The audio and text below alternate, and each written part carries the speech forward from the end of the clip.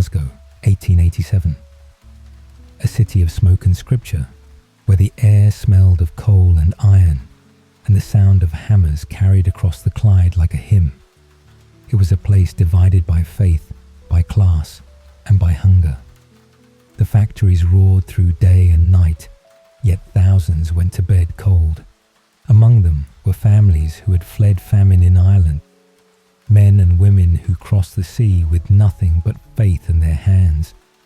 In the East End, where the tenements were stacked tight and the church bells rang over narrow streets, one man looked at that poverty and decided faith alone was not enough. His name was Brother Walfrid, a Marist brother, a teacher, and a believer that charity was a duty, not an act of pity. He taught at Sacred Heart School in Bridgerton, where children came hungry and left hungrier. Each morning, he saw them faint from lack of food. Boys too weak to learn, girls with worn shoes and empty lunch tins. Walfrid began serving hot porridge before class, but feeding a few wasn't enough. He wanted to feed them all. So he came up with an idea, something radical for its time. He would build a football club, a club that could raise money through the game and use its earnings to feed the poor of Glasgow's East End, a club that could lift spirits and stomachs at once. On a cold November evening in 1887, he gathered a small group at St. Mary's Church Hall on Forbes Street. The walls were damp, the candles flickered, and the men huddled close for warmth. Walfrid spoke softly but clearly. "Let's form a football club to help the poor children," he said. A simple idea, but one that would change the world. They named it Celtic Football Club, pronounced with a soft S, like the ancient tribes of their Irish ancestors. It meant kinship, connection, family, and in that name lay the entire purpose. A club for the people, built by faith, to serve those who had nothing. Their colours, green and white, came from hope and light. Their first crest carried a simple cross, and their first ground was no more than a patch of earth at the edge of the East End.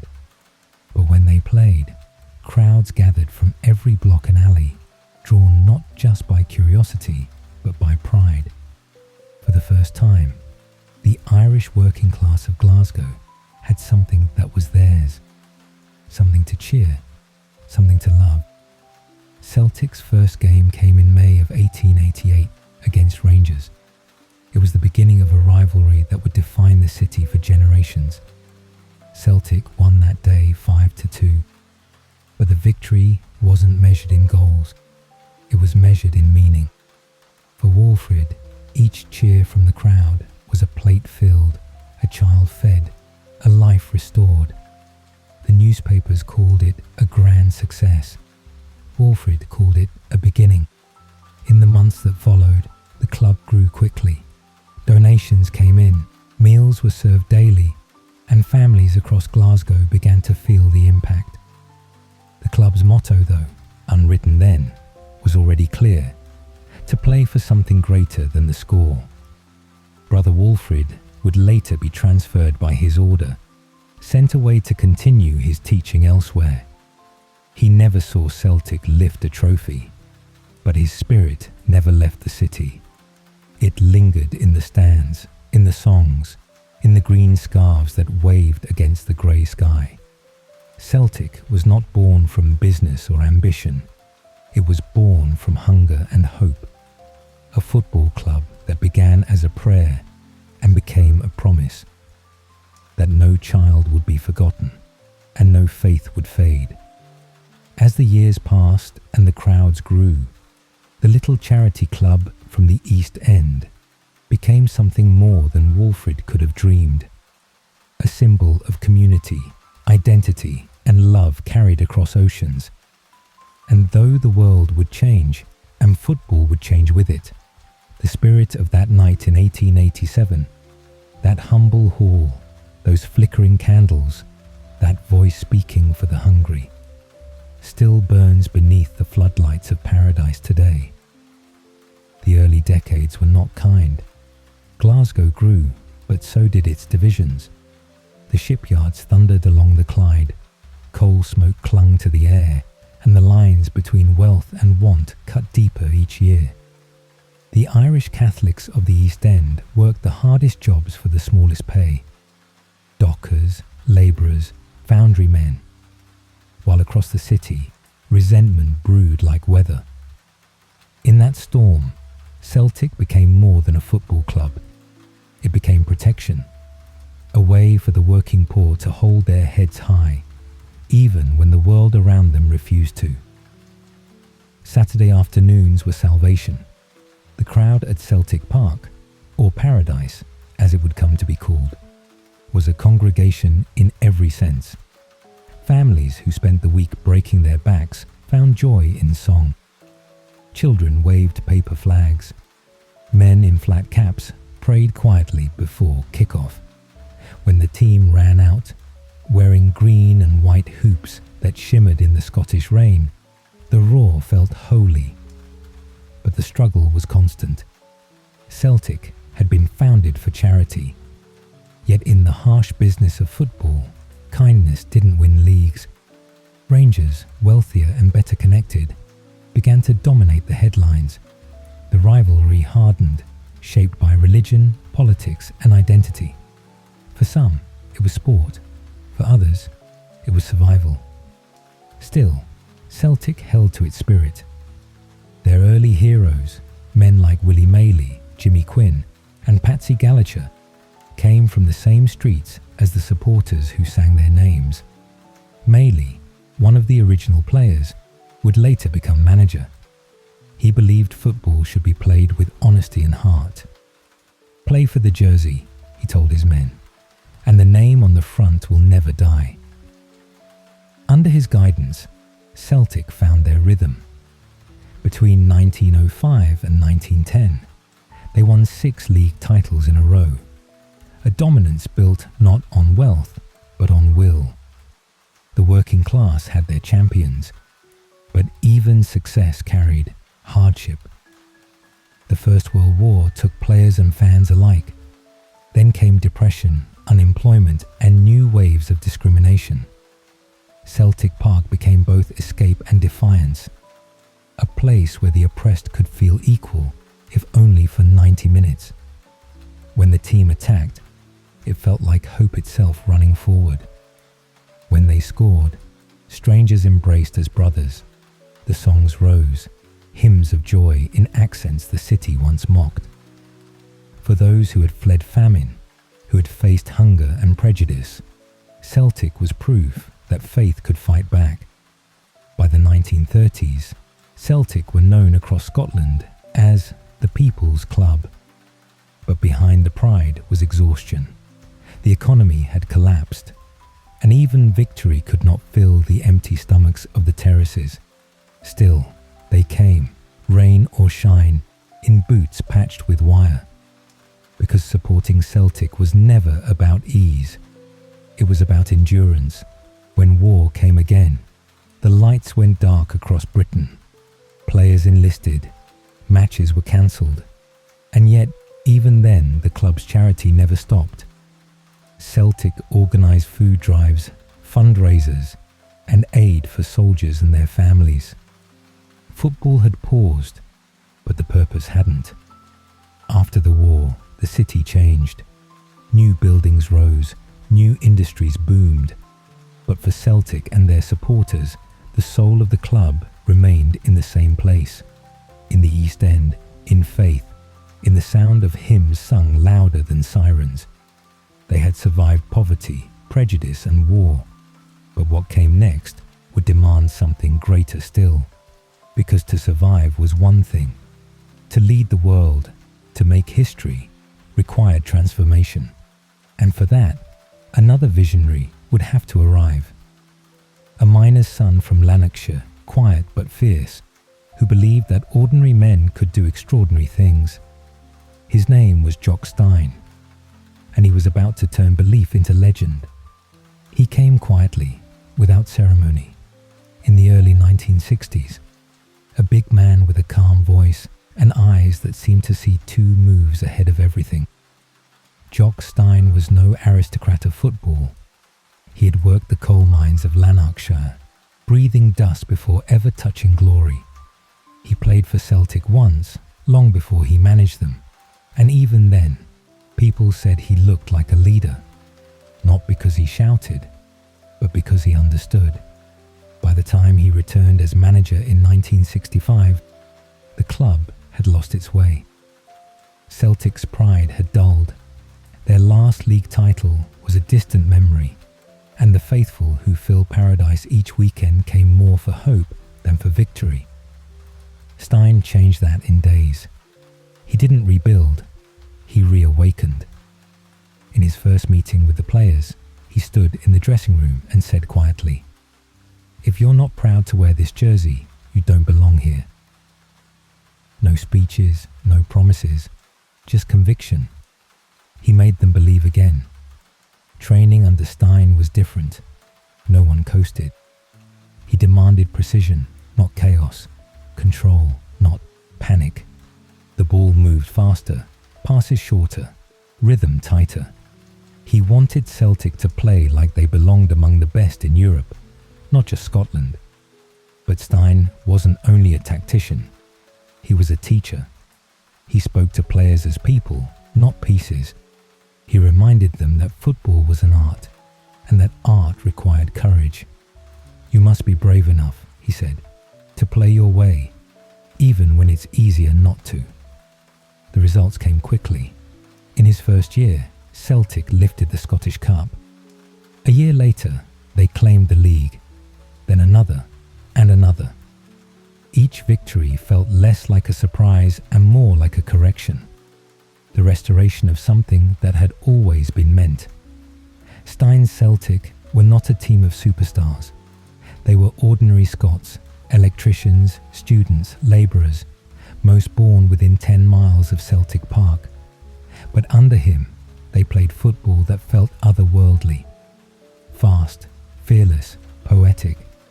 They attacked with joy, defended with conviction, and passed as if guided by a single mind. Fans called it pure football. The rest of Europe called it madness, until they saw it. Stein had a gift for turning faith into fuel. Before matches, he walked the tunnels slowly, his hand brushing the walls, whispering to no one in particular. He said he could feel the energy of the crowd, even before they arrived. He called Celtic Park the furnace. And he was right. When the team took the field, the roar of Paradise was unlike any other. Not anger, not arrogance, but belief. By 1967, Celtic had conquered Scotland entirely. They had won every domestic competition, playing with the grace of dancers and the hunger of dock workers. But Stein wasn't finished. He wanted to test faith against the world. That spring, Celtic reached the European Cup final. No British team had ever done it. They would face Inter Milan, the masters of defence, the inventors of the Italian wall. The odds were impossible, but to Stein, impossible was an invitation. Before the match in Lisbon, he told his players, "If you're not nervous, you don't care. And if you don't care, you don't deserve it." Then he sent them out to make history. Lisbon, May 25th, 1967. The sky above Portugal shimmered with heat, and the air outside the Estadio Nacional smelled of sea salt and smoke. Thousands of Celtic supporters had travelled from Scotland in borrowed cars, on packed trains, even on fishing boats that smelled of oil and faith. They carried flags stitched at kitchen tables and rosaries in their pockets. They weren't tourists, they were pilgrims. Celtic were the outsiders. Inter Milan were the kings of Europe, 2-time champions, masters of the system known as catenaccio, the art of shutting games down. Their football was mathematics. Celtic's was poetry. When the teams lined up, Inter looked like statues, calm, dark, confident. Celtic looked restless, sunburned, electric. They had come to play the game their way, forward, fearless, free.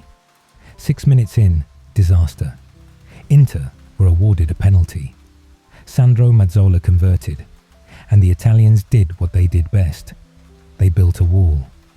For the next hour, Celtic hammered at it. Shot after shot, cross after cross. The crowd could feel something rising, like a hymn building toward its final verse. In the 63rd minute, it broke. Tommy Gemmell burst from defence, a flash of green and white under the sun, and struck the ball with all the fury of Glasgow behind it. It exploded into the net. 1-1. The sea of green in the stands became a wave. Then, with just minutes remaining, Bobby Murdoch slid a pass through the smallest gap in the universe. Stevie Chalmers lunged. The ball crossed the line. 2-1. The impossible was suddenly ordinary. When the whistle blew, the world changed. 11 Scots, 10 born within 10 miles of Celtic Park, had conquered Europe. No imports, no millionaires, just men who had grown up kicking balls in alleys and dreaming under rain clouds. They were forever named the Lisbon Lions. Jock Stein walked onto the pitch, calm amid the chaos. He didn't shout. He simply said, "You are immortal now." Back in Glasgow, the streets filled until there was no room left to stand. People climbed lampposts, sang from rooftops, waved flags through bus windows. Old women cried in tenement doorways. Men who hadn't prayed in years crossed themselves in disbelief. For the Irish community of Scotland, it was more than victory. It was vindication. A people long treated as outsiders had just conquered Europe with style, grace, and joy. Celtic didn't just win. They changed how the world saw football. While others defended, they attacked. While others waited, they believed. Even Inter's coach, Helenio Herrera, applauded and said quietly, "They deserved it." The trophy gleamed under Portuguese sun as the players lifted it together. Gemmell, Murdoch, Lennox, Chalmers, Auld, Johnstone, McNeil. Each face lit by disbelief and love. They weren't playing for fame. They were playing for Walfrid's idea, for faith turned to form. When the team returned to Scotland, the airport lights looked like stars. Crowds lined every road back to Glasgow. People hung from bridges, waved candles, sang the same hymns their parents had sung in the East End a generation earlier. The journey that began in hunger ended in heaven. And in that moment, Celtic FC became more than a football club. They became a living parable, proof that a game born from charity could outshine the world's wealth. Years later, one of the players said, "We didn't think of ourselves as heroes. We just thought, this is what Celtic should be." After Lisbon, football was never the same again. Celtic had done what few thought possible, and they had done it beautifully. Football wasn't mechanical or cautious. It was art born from faith. Every pass had purpose. Every run carried rhythm. To watch them was to feel something alive. A sense that football, like prayer, could lift the human spirit. In Glasgow's East End, children replayed the final in alleyways, their voices echoing off the tenements. "I'm Jimmy Johnstone," one would shout. "No, I'm Gemmell," another cried. The sound of their laughter filled the same streets that once echoed with hunger. Jock Stein never let the miracle become myth. He reminded his players that belief must be earned every week. There is no paradise, Bunny told them, unless you build it again and again. Under him, Celtic became not just champions, but architects of beauty. They attacked like artists painting with movement, quick passing, relentless pressing, no fear of risk.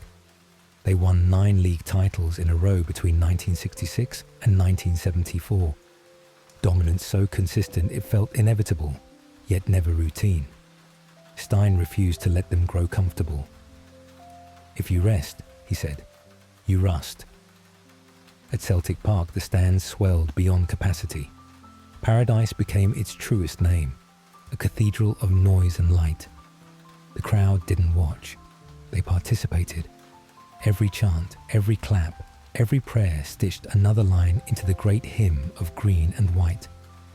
To outsiders, it was chaos. To those inside, it was communion. Even in defeat, Celtic remained admired. They reached another European Cup final in 1970, losing to Feyenoord in extra time. But their football that year was pure poetry. A team of rhythm and courage who refused to betray their ideals. They beat Leeds United in the semi-final, their performance so dazzling that even the English press called it a masterclass in movement. What Stein built went beyond tactics. It was philosophy. He believed that football could be moral, that it could reflect the best in human nature. "Play fair, play hard and play beautifully," he told his men.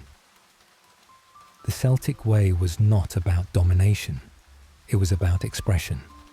And the supporters, singing under the Scottish rain, felt that truth in every note. Jimmy Johnston, Jinky to the faithful, became the embodiment of that spirit. Small, fiery, impossible to catch, he dribbled past defenders as if chasing freedom itself. Fans said he didn't run, he danced. When asked how he did it, he shrugged and said, "The ball just follows me." To watch him was to understand joy in motion. Tommy Burns, who would later manage the club, summed it up perfectly. When you play for Celtic, you're not just playing for a team, you're playing for a cause.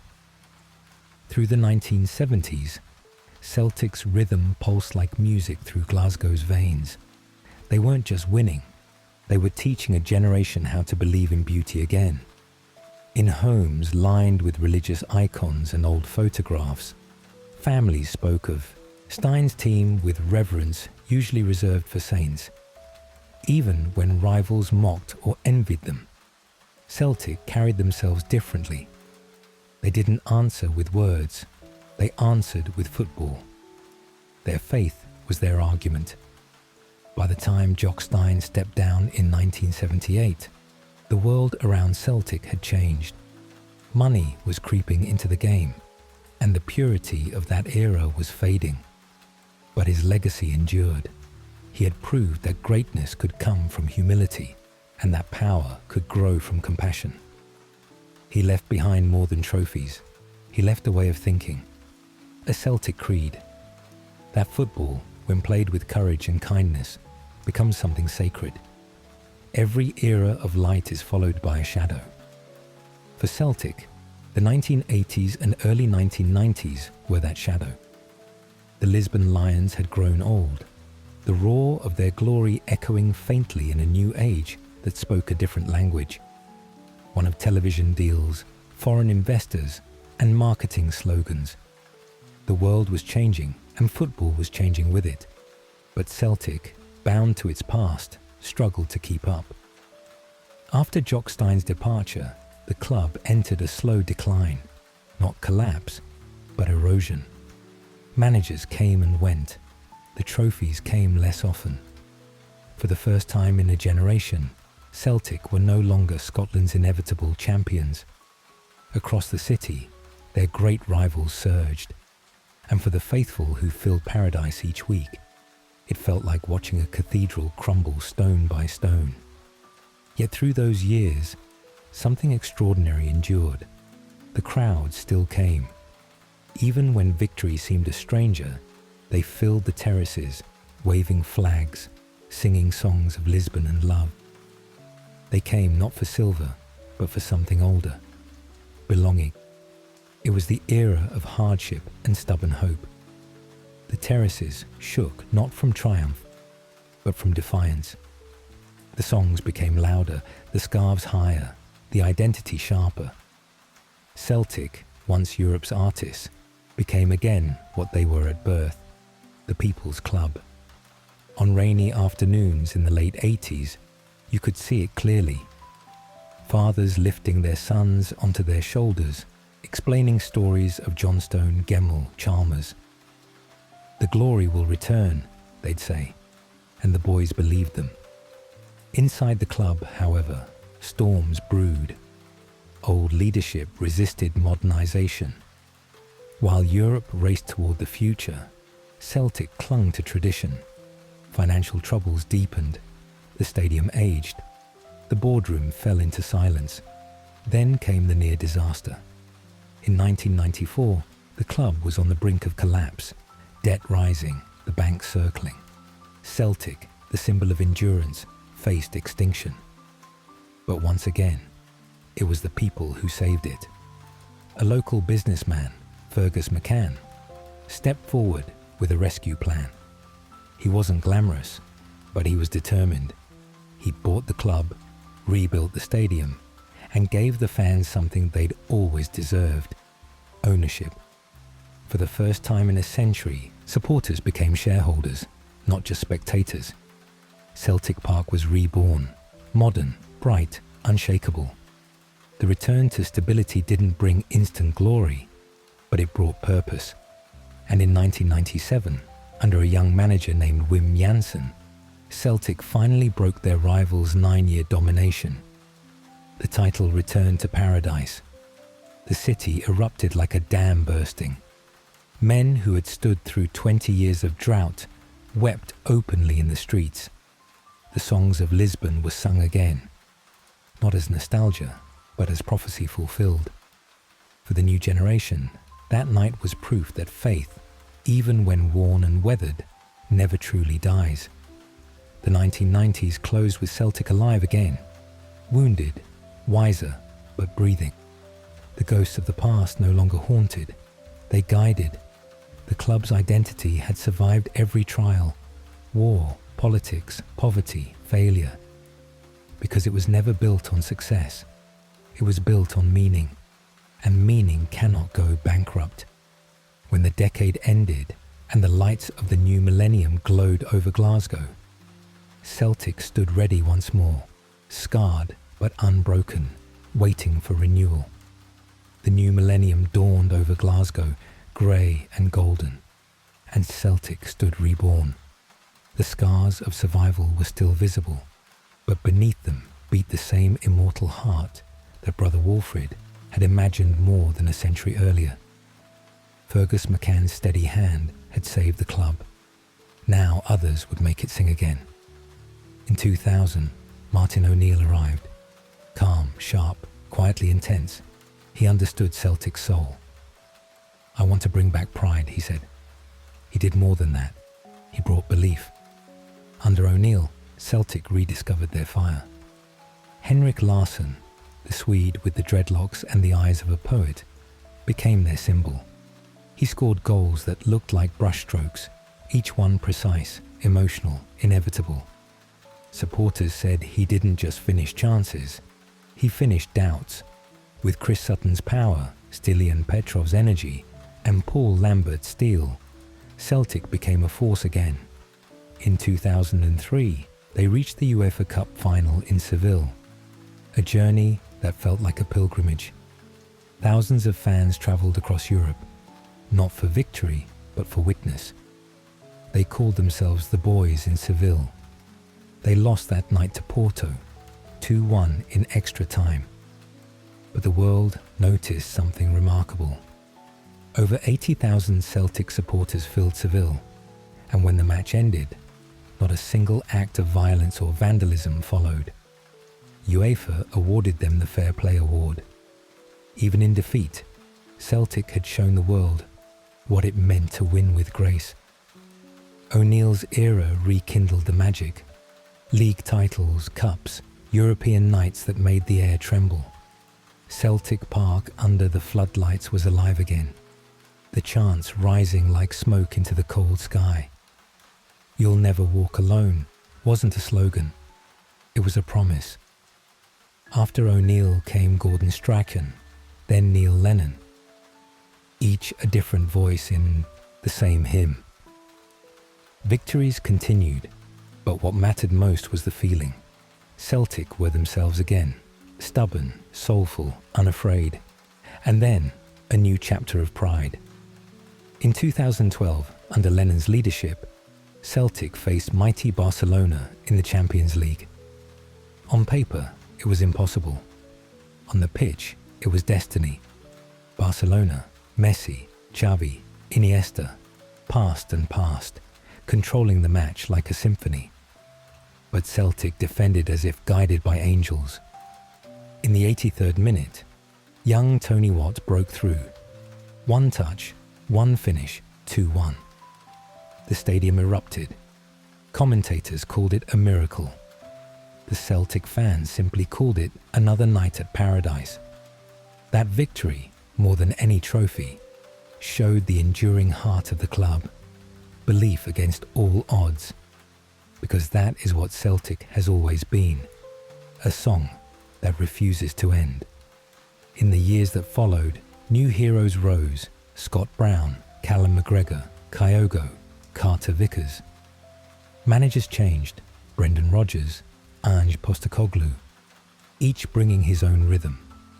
But the melody stayed the same: attack, express, believe. Postecoglou, the Australian with a poet's heart, said it best: "Don't worry about what's next. Be brave, play our football, make them feel something." And they did. Under him, Celtic played with joy again, fast, fearless, faithful. The treble returned, and the spirit of Stein flickered in the way the team moved as one. Now, as the club marches into a new era, the lessons remain unchanged, that Celtic is not built on money, but on meaning.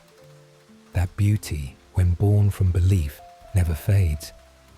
Each generation inherits the same heartbeat, from the miners and dockers of Walfrid's time, to the Lisbon Lions, to the boys in Seville. It's the rhythm of defiance, compassion, and faith. And when the rain falls on the roof of Celtic Park, it still sounds like applause. The city may change, the game may evolve, but that sound remains. The echo of a people who found their dignity through a game and turned struggle into song. Celtic endures, not because it wins, but because it means something. A story of faith that began with hunger and still feeds the soul of millions. Because some clubs play football, but only one was founded as an act of love. And that love, born in a soup kitchen, tested by time and crowned in Lisbon, still glows beneath the green. Forever Celtic, forever faith, forever home.